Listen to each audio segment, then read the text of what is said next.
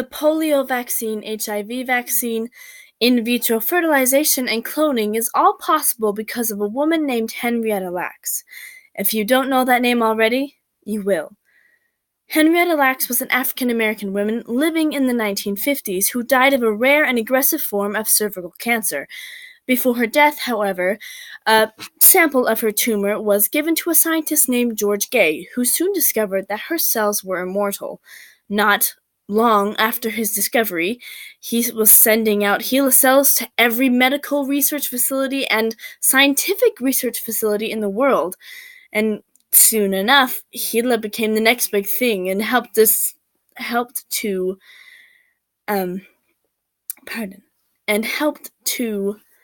create research that was not possible before. Meanwhile, Henrietta and her family had no knowledge that her cells had even been taken.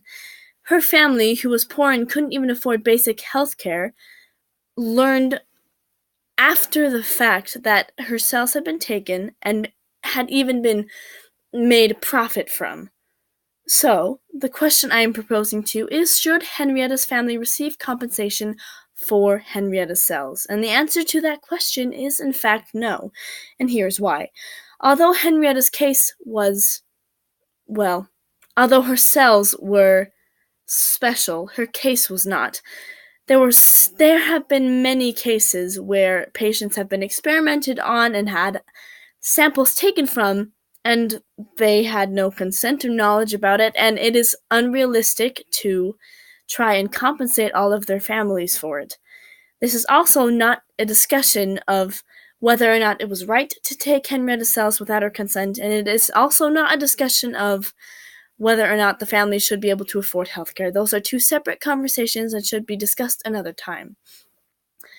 Although Henrietta's cells were special, if it were not for the scientists and researchers that had learned and experimented with her cells, we would be nowhere without them today. So, although Henrietta does deserve some credit, it does not all fall onto her. I again state that Henrietta Lacks should not receive any compensation for her cells, and nor should her family and descendants, because the family did nothing with the cells in order to receive compensation.